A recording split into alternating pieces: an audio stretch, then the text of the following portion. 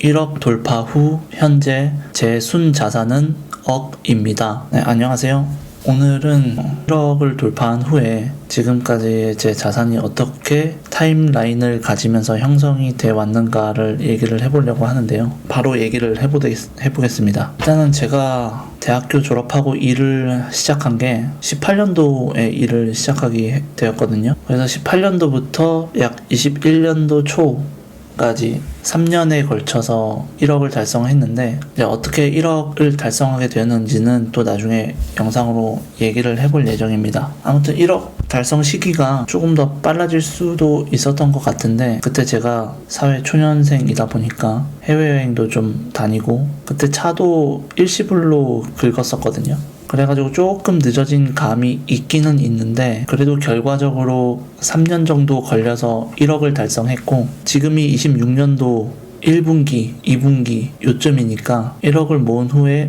5년이 지나게 되었습니다. 사실 누가 봤을 때는 많이 모았다고 생각할 수도 있고, 누가 봤을 때는 5년이나 지났는데 이것밖에 못 모았어 라고 얘기를 할 수도 있겠지만, 저 개인적으로 생각했을 때는 자산이 뭐 이렇게 폭발적으로 늘어났다라기보다는 그냥 조금씩 스텝 바이 스텝으로 늘어나지 않았나 생각을 하고요. 사실 제가 예상했던 속도보다는 조금 느린 것 같긴 한데, 중간에 제가 좀 뻘짓도 좀 했고 이래가지고 살짝은 늦어진 것 같습니다. 아무튼 자산 변화에 대해서 좀 얘기를 해보면, 그 제로 베이스에서 1억을 갔을 때는, 3년에 걸쳐서 갔을 때는 제가 그때는 경제관념이 아예 1도 없어가지고, 그렇다고 돈을 막 이것저것 막 쓰진 않았지만 그래도 경제관념이 없어서 뭐 투자 이런 거 1도 모르고 이랬었기 때문에 그냥 저축으로 주된 돈을 모으는 루트가 저축이었었고요. 그 1억을 모은 후에 2억이 갈 때까지는 2년이 좀 안 걸린 것 같아요. 1년 반?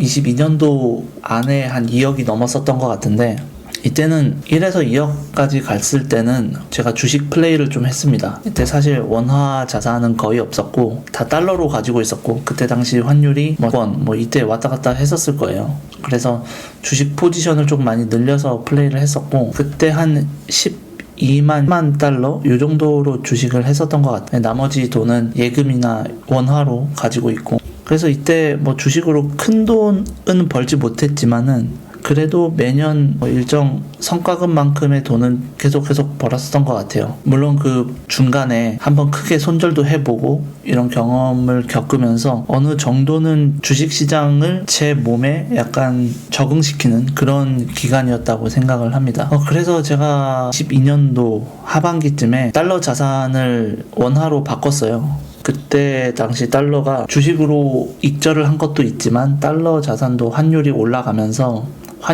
환차익까지 보게 되니까, 제가 봤을 때는 환차익도 먹게 되면서 자산이 조금 증가가 되었는데, 그래서 이 2억이 넘는 돈을 어떻게 할 거냐, 이 갈림길에 들어서게 됩니다. 이거를 계속 주식을 플레이해서 주식으로 가느냐, 아니면 2억을 다른 곳에 파킹을 해 놓느냐, 이 두 가지 갈림길에 들어서게 되는데요. 그때 제가 택한 거는 부동산이었습니다. 근데 3억도 안 되는 돈 가지고 부동산 알아보러 다니니까, 그때 당시에는 22년도가 막 서울도 엄청 빠지고 하반기부터 수도권도 30 폭락했네 뭐네 뉴스가 막 나올 시절이었거든요, 제 기억에. 그래가지고 부동산을 막 엄청 빨빨거리면서 혼자 막 다녔습니다. 그래가지고 일단 있는 돈 없는 돈 다 끌어 모아가지고 부동산을 하나 샀어요. 부동산 하나 사고 나니까 통장에 한 100만 원 정도 남았었던 것 같아요. 100만 원도 없었던 것 같아요. 그래서 그 이후로 다시 제로 베이스에서 시작하게 됐죠.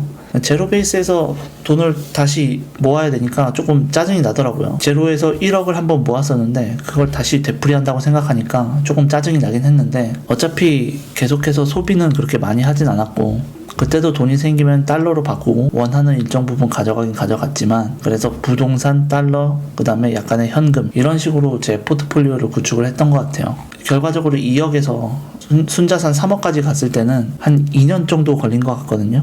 그때까지 부동산도 가격이 더 하락했다가 올랐다가 보합 상태를 유지했고, 저는 원화 채굴을 열심히 하면서 여윳돈으로 주식을 굴리고 거기서 난 수익금이나 이렇게 해가지고 24년도 자산이 순자산이 3억을 넘기게 됐고요. 한번 1억을 제로 베이스에서 모아봐서 그런지 그냥 아무 생각 없이 돈 모았었던 것 같아요. 그래서 그 전에 사이에 역전세에도 한번 쳐맞아가지고 그거 메꾸느라고 그때는 뭐 한 달에 뭐 50만원 빼놓고 돈 모으고 이랬었거든요. 그래서 그렇게 하는 과정에 뭐 주식도 조금씩 했고 큰 돈은 못 벌어도 시드가 적었기 때문에 소액으로 하면서 그래도 조금씩 소소한 행복을 느껴 이랬었던 것 같아요. 아무튼 그래서 2억에서 3억 가는 길에 큰 이벤트도 없었고 그냥 집값도 그냥 계속 플랫하게 가격이 이루어져 왔고 뭐 제가 산 가격보다 더 하락했었긴 했는데 시간이 지나니까 그것도 회복이 되더라고요. 그래서 24년도에 3억을 넘기게 되었으니까 돌이켜서 생각을 해보면 제로 베이스에서 1억을 모으는 데까지도 3년이 걸렸는데 1억에서 3억을 가는 길목에서도 3년이 걸린 것 같아요. 그래서 총 한 6년 정도 걸려서 순자산 3억이 된 것 같고 그리고 2024년을 지나면서 제가 순자산이 3억 중반 뭐 이 정도 됐었던 것 같고 그리고 25년도가 결혼을 하게 되면서 이때 원화채굴을 와이프랑 같이 하고 주식 포지션 코인 포지션도 같이 가져갔거든요. 그래서 이때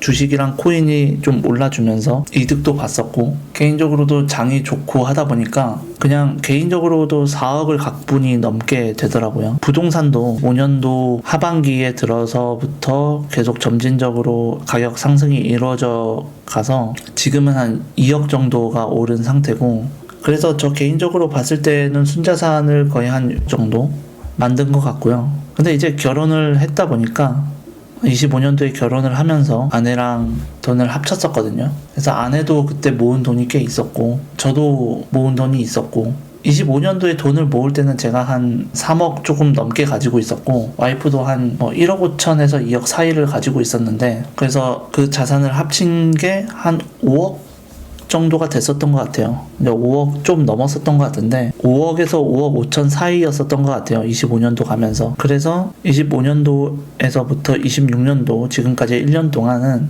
부동산 가격도 좀 크게 올라졌고 그 안에 원화채굴 한 것까지 포함해가지고 현재 지금 저희가 가지고 있는 돈은 6억 5천인데 부동산이 지금 가격을 놓고 보면 약 2억 정도가 상승했기 때문에 거기에 2억을 더하면 지금 순자산이 8억에서 8억 5천 정도 부동산 상승을 아무리 미니멈으로 잡아도 8억 이상에서 8억 5천 정도가 되는 것 같아요. 그래서 결론적으로는 21년도에 1억을 모았으니까 5년이 지난 후 순자산이 미니멈 8억에서 8억 5천 정도가 되었고 결과적으로는 8배가 상승했지만 이게 25년도부터는 아내랑 같이 돈을 모으고 그 전에 아내가 모았던 돈도 합쳐지다 보니까 이렇게 불어나게 된 것 같아요. 그래서 사실 저는 제가 지금 30대 중반인데 딱 제 자산이 많다고 생각하지도 않고 어떻게 보면 적다고 생각하지도 않은데 또 제 주변을 보다 보면 또 적다고 생각이 들기도 하고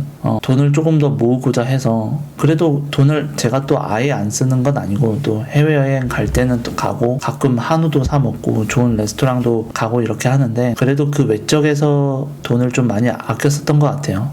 그래서 뭐 제가 자랑하려고 이런 얘기를 하는 것도 아니고 제가 사실 40살에 순자산 10억이 딱 목표였는데 지금 한 5년 정도가 남아서 생각보다는 목표를 빨리 달성할 것 같고 지금은 뭐 40에 얼마 모아야겠다 이런 목표는 구체적으로는 없습니다. 최대한 자산을 불리는데 노력을 하고 싶고 자랑하려고 뭐 이렇게 얘기하는 게 아니라 저는 이렇게 변화가 있어 왔다. 솔직히 저도 한편으로는 제가 이만큼 돈을 모았음에도 불구하고 제가 직장 초년생 때 목표로 잡았던 이런 뭐 잠실, 뭐 엘리트 아파트나 동판교 푸르지오 뭐 이런 데 못 가거든요. 그런 것뿐만 아니라 지금 저희 엄마 아빠가 살고 있는 그런 집까지도 가려면 지금 자산이 아예 택도 없는 수준인데 그럼에도 불구하고 할 때까지는 해보자 이런 마인드를 좀 가지고 있습니다. 이게 자본주의 사이클이 지속되는데 이거는 제가 어떻게 할 수가 없는 영역이잖아요. 그래서 이 시대의 현상으로 어쩔 수 없는 거기 때문에